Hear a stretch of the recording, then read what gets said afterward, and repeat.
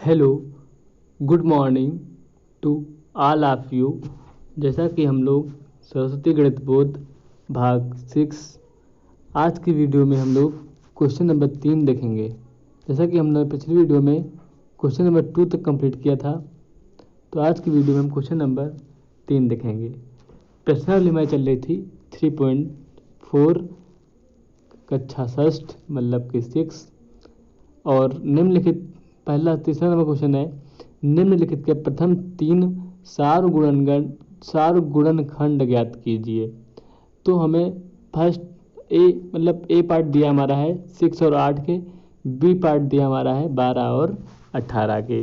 तो सारगुणनखंड क्या होते हैं हमारे, हमने इसकी पिछली वीडियो में काफ़ी डिटेल में बताया था आप लोगों को। एक बार फिर से देख लेते हैं। यहाँ पे हम लोग 6 का गुणज क्या हो गया हमारे, 6 के गुणज क्या हो सकते हैं, 6 से 12 कट सकता है, 6 3 18, 6 चौक 24, 6 पंचे 30, 6 36, 42 से 42, 48, 54, 6 दाम 60, 66, 66 6 72, 78। इस तरीके से ये 6 के तो सारगुणनखंड हो गए हमारे। अब हमें निकालना खाली 3 है, तो हम इसमें से 3 ले लेंगे। यहाँ से क्या करेंगे, हम 3 यहाँ से हम ले लेंगे।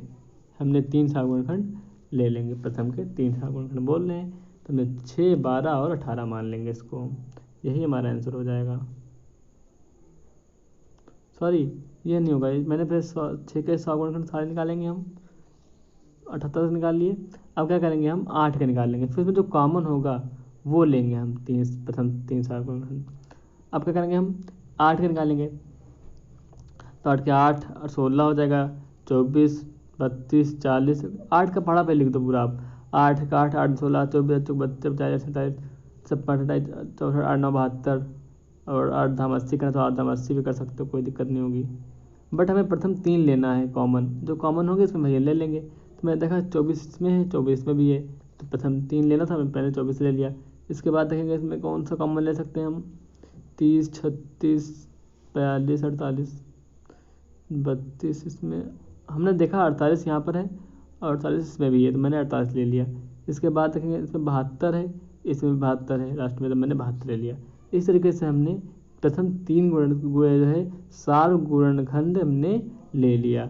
24 48 व 72 हमारे 3 पहले सारगुणनखंड इसके हो जाएंगे। अब इसका हम बी पार्ट देखेंगे।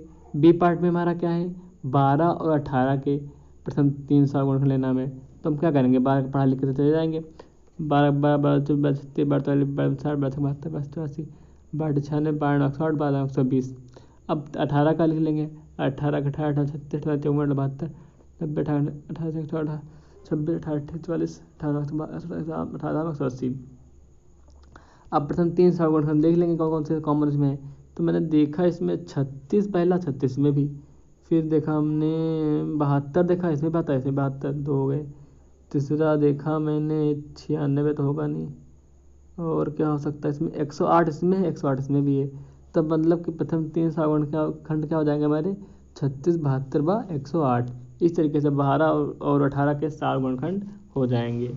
अब सारगुणज होते हैं ये हमारे। अब हम क्वेश्चन नंबर 4 देखेंगे। इसका लिखा है 50 से छोटी सभी संख्याएं लिखिए जो 3 व 4 के सारगुणज हैं। तो हम 30 के पहले 3 के सारगुणज लिख लेंगे हम, 3 के में सारगुणज इस तरीके से हमने लिख लिया। अब किसके लिखना है हमें, 4 के, तो मैंने 4 के भी लिख लिया इस तरीके से। क्या रहा है इसमें क्वेश्चन में, कह रहा है सभी संख्याएं लिखिए जो 3 व 4 के सारगुणज हैं, 50 से छोटी हों।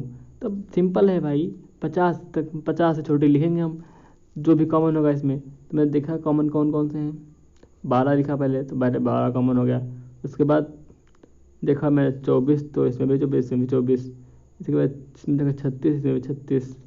इसका देखा इसमें 48 है, इसमें भी 48 है।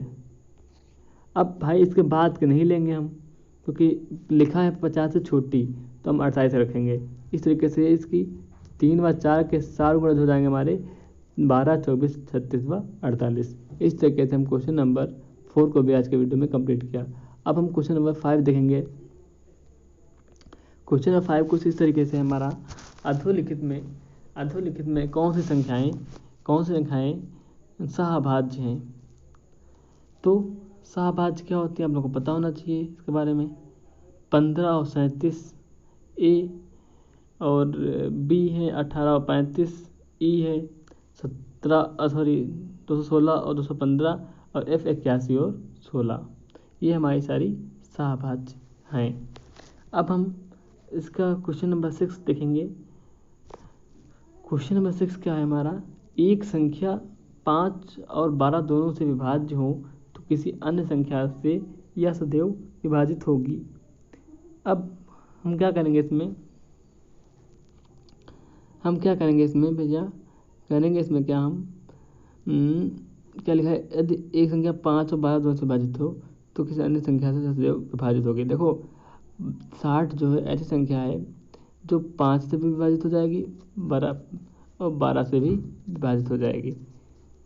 12 पंचे 60, इस तरीके से 60 हो जाएगी संख्या, क्या हो जाएगी 60 से। अब इसमें क्वेश्चन नंबर 7 देखेंगे। क्वेश्चन नंबर 7 हमारा लास्ट क्वेश्चन है एक्सरसाइज का हमारा। एक संख्या 12 से विभाज्य है तो और कौन सी संख्याएं जिनमें यह संख्या विभाज्य होगी। सिंपल सा है, 12 से अगर कोई संख्या विभाज्य है तो वह 3 व 4 व 6 ऐसी संख्याएं होंगी जो है 12 से भाज्य होंगी। देखो 3 से काटेंगे 3 चौके 12 कट जाएगा, 4 से काटेंगे 4 3 12, 6 से काटेंगे 6 दूनी 12। इस तरीके से 3 भाज्य संख्याएं आगे की हो जाएंगी और 12 खुद होगी अपनी 12 काट देती है हमारी। इस तरीके से हमने क्वेश्चन नंबर 7 को कंप्लीट किया। अब हम आज की वीडियो में एक नई एक्सरसाइज 3.5 एक्सरसाइज लेंगे। आज की वीडियो में हम लोग नई एक्सरसाइज हमारी है। तो पहला क्वेश्चन है हमारा, अधोलिखित कथनों को पट्टे और सत्य कथनों को देखना है हमें। सत्य कथन के आगे सत्य और असत्य का कथन के आगे मतलब गलत के आगे गलत का चिन्ह लगाएं। तो 4 से भाज्य सभी संख्याएं 8 से भी अवश्य भाज्य होनी चाहिए। तो ये हमने तो बताया नहीं था आप लोगों को, हमने ये बताया था आप लोगों को अगर कोई संख्या 4 से भाज्य था, कल बताया था लास्ट की 2 डिजिट अगर 4 से भाज्य हैं तो संख्या 4 से भाज्य होगी। और 8 के लिए मैंने बताया था लास्ट की 3 डिजिट अगर 8 से पूरा कट जा रही हैं तो संख्या 8 से भाज्य होगी। तो मतलब कि क्या हुआ इसका, ऐसा तो नहीं हो सकता कि कोई संख्या 4 से भाज्य तो 8 से भी भाज्य होगी, ऐसा पॉसिबल नहीं है। तो इसका हो जाएगा गलत, इसे कितना मैंने गलत लगा दिया। अब लिखा है 8 से भाज्य सभी संख्या 4 से भाज्य होनी चाहिए। हाँ ये सही है। अब भाई ये सही कैसे है, तो सिंपल है। अब जैसे मान लो लिखा क्या, मान लो ये संख्या है, ठीक है, ये संख्या मान लो है। अब अगर ये 8 से भाज्य है, मान लो अगर ये 8 से भाज्य है, 8 कमा 8 दूनी 16, जीरो लगेगा बीच में, मतलब अब भाई 4 से भाज्य तो होगी क्योंकि लास्ट की 2 डिजिट 16 है और 16 को जब 4 से करेंगे तो 4 से कुछ 16 कट जाएगा। इस तरीके से 4 से भी विभाज्य होगी, तो ये सही हो जाएगा हमारा। अब क्वेश्चन अगला है, सी पार्ट है हमारा। ये तो कोई संख्या 3 से भाज्य है तो क्या 9 से भी विभाज्य होनी चाहिए। तो ऐसा तो कोई पॉसिबिलिटी नहीं बन रही थी हमारी। मैंने 3 से भाज्य तक और भी बताया था आप लोगों को। क्या बताया था अगर आप लोगों को याद होगा, 3 से भाज्य तक मैंने बताया था अगर कोई संख्या दी गई है तो उनका योग अगर 3 से भाज्य है तो वह संख्या भी 3 से पूरी कट जाएगी। बट 9 से भाज्य होगी ये कोई पॉसिबिलिटी नहीं है, तो मतलब ये हमारा गलत हो जाएगा इस तरीके से। अब इसका क्वेश्चन डी देखेंगे हम, डी पार्ट हमारा है। यदि एक संख्या 9 से भाज्य है तो वह 3 से अवश्य भाज्य होगी, तो बिल्कुल सही। अगर कोई संख्या 9 से भाज्य, मान लो ये 81 है हमारा, ये अगर 9 से भाज्य है 9 9 81, तो मतलब ये 3 से भाज्य होगी क्योंकि 8 + 1 करेंगे तो आ जाएगा 9 और 9 जो है 3 से विभाज्य है, 3 3 9, इस तरीके से 3 से विभाज्य होगी। तो हम लगा देंगे सही का निशान। अब एक इसका ई पार्ट हमारा है। एक संख्या 18 से विभाज्य होती है तो वह 3 और 6 दोनों से विभाज्य होगी। तो सिंपल है, आराम से हो जाएगी। 18 अगर है, 18 मान लो आप, 3 से करेंगे 3 6 18 और 6 से करेंगे 6 3 18, मतलब दोनों से विभाज्य हो जाएगी। तो ये हमारा सही हो जाएगा। अब इसका एफ पार्ट है हमारा। यदि एक संख्या 9 और 10 दोनों से विभाज्य हो तो वह 90 से विभाज्य होगी। तो सिंपल है, सही, हाँ बिल्कुल होगी, हो जाएगा सही। आप लोग अपने आप से पर अगर एग्जाम्पल लेकर रिलेट करेंगे इसको तो काफ़ी आसानी पूर्वक आप लोग कर पाएंगे इन क्वेश्चनों को। अब इसका ई पार्ट क्या है हमारा, ये एक संख्या 18 से भाज्य होगी तो वह 316 से भाज्य होगी, तो मैं बताया भी आप लोगों को, ये भी बताया मैंने आपको भी। 9 10 2 से भाज्य हो तो वह 90 से भी भाज्य होगी, सिंपल है, हो जाएगी। अब भाई इसका जी पार्ट हमारा है, जी पार्ट हमारा है, ये दो संख्याएं सह हैं तो इनमें से कम एक संख्या अवश्य या भाज्य होगी, सिंपल है, होगी नहीं होगी मतलब तो गलत हो जाएगा। ठीक है, तो अब इसका हम एच पार्ट देखेंगे। एच पार्ट क्या हमारा, यदि कोई संख्या दो संख्याओं को अलग अलग पूरा पूरा विभाजित करती है तो उनके योग को भी पूरा पूरा विभाजित करेगी, तो सही है। आप इसमें 3 वाला रूल लगा सकते हो, जब लगाओगे तो आपको सॉल्व हो जाएगा। अपने आप से करना चाहो तो कर सकते हो, इसको कोई दिक्कत नहीं है इसमें। अब इसमें हम अगर इसका आई पार्ट देखेंगे, यदि कोई संख्या दो संख्याओं के योग को पूरा पूरा विभाजित करती है तो वह दोनों संख्याओं को भी अलग अलग विभाजित करेगी, ऐसी कोई पॉसिबिलिटी नहीं बनेगी हमारी, सिंपल है, कोई नहीं, ऐसा कुछ हो नहीं सकता हमारा, तो हमारा एक गलत हो जाएगा। अब इसका हम क्वेश्चन नंबर 2 देखेंगे।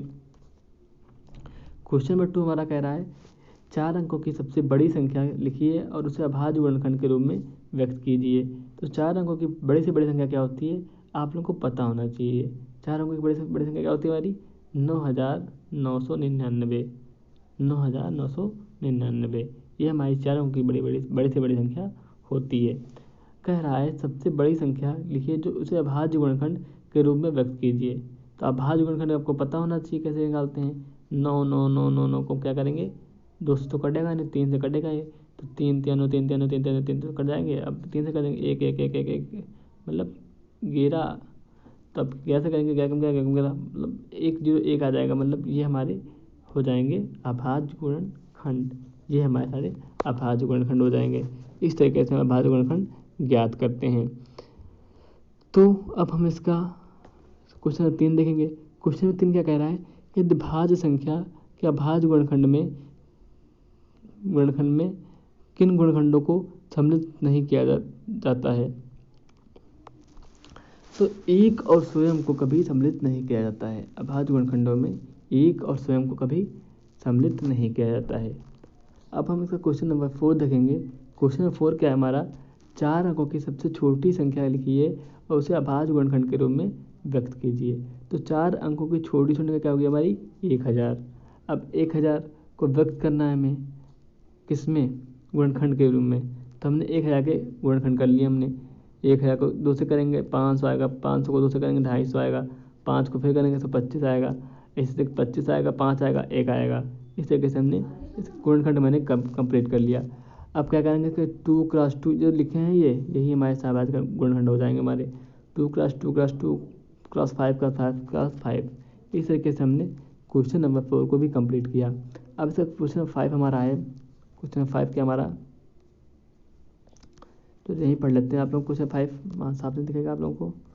क्वेश्चन 5 हमारा है 2 क्रमागत विषम संख्याओं का योग 4 से भाज्य हो तो इस कथन की पुष्टि दो, उदाहरण देकर। अब हम लोग क्वेश्चन नंबर 5 देखेंगे। तो क्वेश्चन नंबर 5 क्या है हमारा, 2 क्रमागत विषम संख्याओं का योग 4 से विभाज्य होता है, इस कथन की पुष्टि दो, उदाहरण देकर। तो हम क्या करेंगे, 2 क्रमागत विषम संख्या में ले लूँगा, माना 3 व 5। 2 क्रमागत संख्या क्या होती है, 1 3 5, इस तरीके से हमने क्या ले ली, 2 क्रमागत संख्या क्या ले ली मैंने, 2 क्रमागत ले 3 और 5 मैंने 2 क्रमागत विषम संख्याएं ले ली। अब मैं क्या करूँगा, इसमें क्या कह रहा था, जो है 2 क्रमागत विषम संख्याओं का योग 4 से भाज्य होता है, तो बिल्कुल भाज्य होता है। 3 + 5 का जब हम योग करेंगे तो कितना आएगा, 8, 8 4 से भाज्य हो जाएगा, 4 दूनी 8। तो ये बात सत्य है हमारी।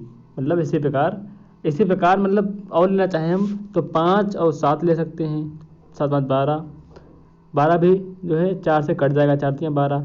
इस तरीके से अगर हम और लेना चाहें तो और भी ले सकते हैं इसी तरीके से क्रमागत। अगर बोलो 7 और 9 ले लो, 7 + 9, 7 9 भी ले सकते हो, 7 9 9 18, 9 7 मतलब 16/4, 4 चौको 16, ये भी कट जाएगा। 9 2 11, अगर 9 11 ना 11 9 भी ले सकते हो, 11 9 20, और जो 4 से करोगे 4 5 20। मतलब 2 क्रमागत विषम संख्याओं का योग हमेशा जो है 2 क्रमागत विषम संख्याओं का योग 4 से हमेशा विभाज्य होगा, ये बात सत्य है, ये बात सही है।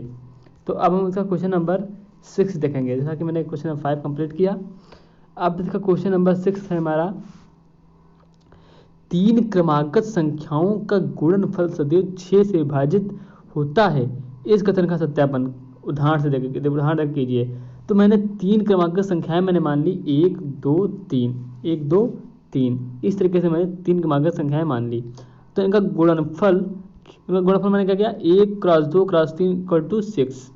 अब कह रहा है इनका गुणनफल कर लिया, अब 6 से भाज्य हैं, सिंपल सा है, कुछ नहीं करना है हमें भाई। इनका जो है गुणनफल 6 और 6 जो है 6 से विभाज्य है, सिंपल है। हाँ है भाई, क्यों नहीं है। तो मैं 6, जब मैंने 6 को 6 से किया तो 1 आ जाएगा मेरा।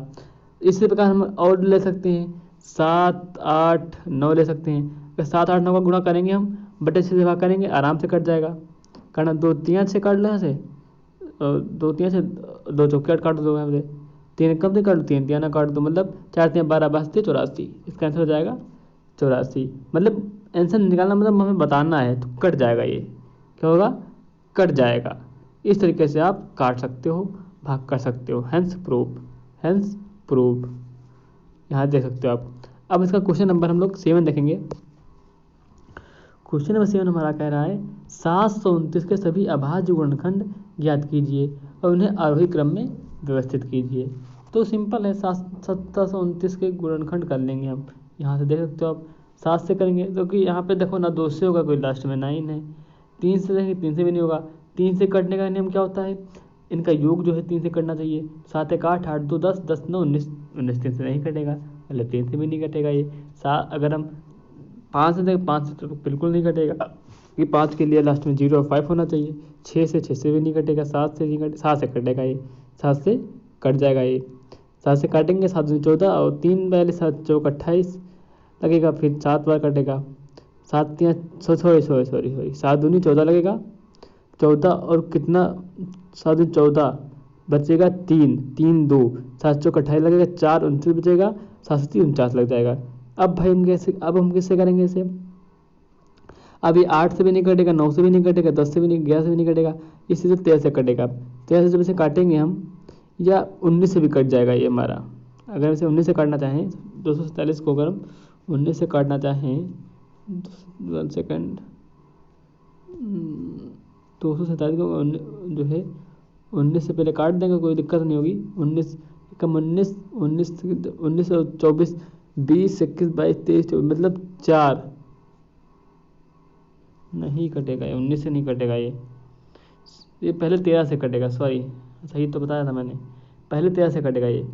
13 से काटेंगे इसको तो कितना आएगा, 13 कम 13 और कितने 19, 13 9 17, मतलब 13 से काटेंगे जब इसको हम, 13 को तो भाग करें तो साइड से, 13 कम 13 मतलब 1 और 1 और 1 7, अब 13 9 117, मतलब 19। अब 19 को 19 से काट देंगे, 19 को हम 19 से काट देंगे तो हो जाएगा 1, मतलब इसके जो लिखा है आरोही क्रम में लिखो, तो सिंपल है, कुछ करना ही नहीं हमारे आरोही क्रम में, तो है ही है 7 13 19, ये सब हमारे आरोही क्रम में है, क्रॉस कर देंगे बस, सब सारे आरोही क्रम में है।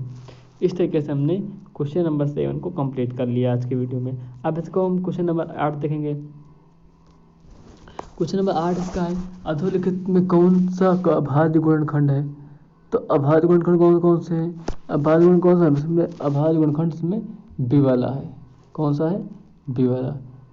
देखो अभाज्य गुणनखंड मैंने बताया था तुम्हें भी, अभाज्य गुणनखंड इसके पहले भी क्वेश्चन आया था मेरा एक।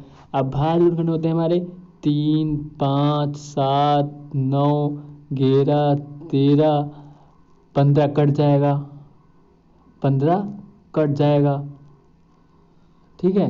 इस तरीके से आप अभाज्य गुणनखंड ध्यान रखेंगे। तो इस तरीके से हमारे 3 5 7 ही हमारे अभाज्य गुणनखंड है। ये नहीं होंगे हमारे 3 4 4 नहीं होंगे, ना 2 3 4 होंगे, ना 5 4 होंगे, ना 5 14 हो गए, समझ गए आप लोग। अब इसका क्वेश्चन नंबर 9 देखेंगे हम।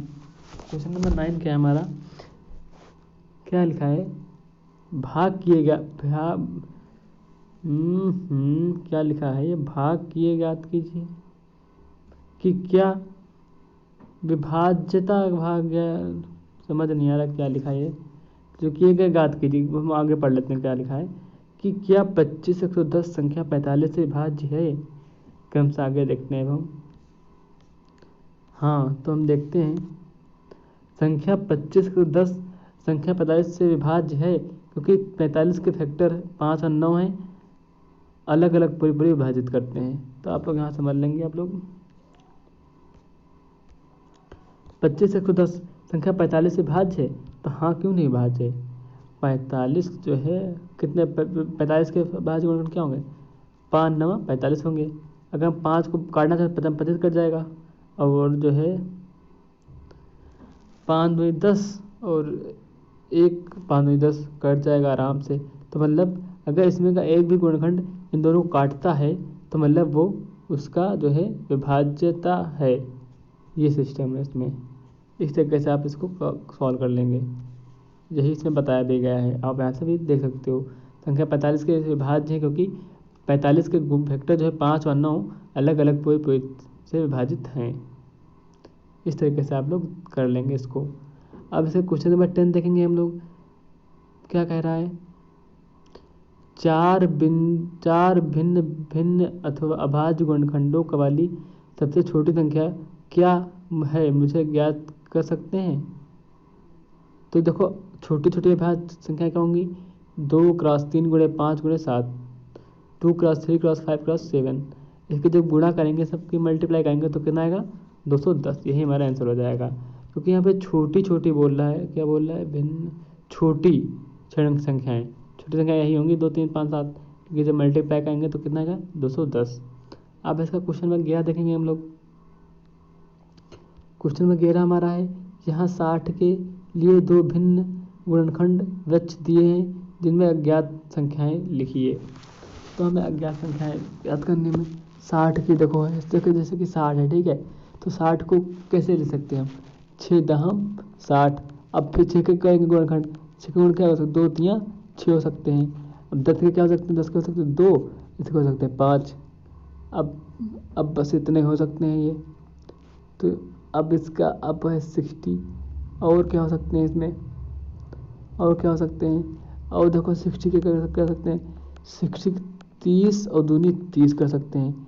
30 के कर सकते 15 दूनी 30 हो सकते हैं करना चाहें अगर हम। और 10 3 30 भी हो सकते हैं, 10 3 30 भी हो सकते हैं। और 10 के क्या हो सकते हैं, 2 और 5 हो सकते हैं। इस तरीके से इसमें अज्ञात संख्याओं का दर्शाया गया है। आप यहाँ से देख सकते हो तरीका से ए और बी में। अब इसका क्वेश्चन नंबर 12 देखेंगे हम लोग। क्वेश्चन नंबर 12 क्या हमारा, संख्या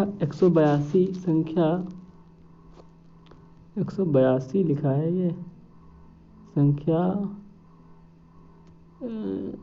182 और 3 पता नहीं क्या लिखा है, संख्या 18 लिखा होगा। हाँ संख्या 18 लिखा है। संख्या 18 कॉमा लगा है। संख्या 18 2 और 3 दोनों से विभाज्य है। तो सिंपल है, 2 9 18 3 6 18। हाँ है भाई, बिल्कुल सही बात कह रहा है यहाँ पे। अब यदि 2 × 3 = 6 से विभाज्य है, क्या हम कह सकते हैं कि वह संख्या 4 × 6 = 24 से विभाज्य नहीं होगी, विभाज्य होगी सॉरी। यदि नहीं तो अपने उत्तर की पुष्टि कीजिए। देखो नहीं, हमने बोला नहीं। संख्या 12 4 और 6 से दोनों से भाज्य है, परंतु 24 से नहीं, 24 से नहीं, 24 से नहीं, मतलब 18 24 से भाग नहीं होगा, सिंपल सा है। तो वही इसमें नहीं लिखा गया है। क्या लिखा गया है, नहीं। एक फिर से क्वेश्चन को पढ़ेंगे ध्यानपूर्वक आप लोग। संख्या 18 2 और 3 दोनों से विभाज्य है, सिंपल सी बात है, विभाज्य है तो है। यह 2 × 3 6 से भी विभाज्य है, तो भाई 2 × 3 करेंगे। मतलब अगर कोई संख्या हमारी 2 और 3 से भाज्य होगी तो मेरा विभाज्यता रूल पढ़ा था। अगर कोई संख्या 2 और 3 दोनों से विभाज्य हो रही है तो मतलब वो 6 से भी विभाज्य होगी। अब हम क्या कह सकते हैं कि वह संख्या 4 × 6 = 24 से विभाज्य होगी। यदि नहीं तो अपने उत्तर की पुष्टि कीजिए। तो नहीं होगा इसमें, ठीक है। तो इस तरीके से आप क्वेश्चन नंबर 12 को देख लेंगे। हम कल की वीडियो में आप लोगों को इसका और अच्छी डिटेल में बताएंगे। आज वीडियो बहुत लंबी हो जाएगी हमारी, तो आज की वीडियो में इतना रखेंगे क्वेश्चन नंबर 12 तक।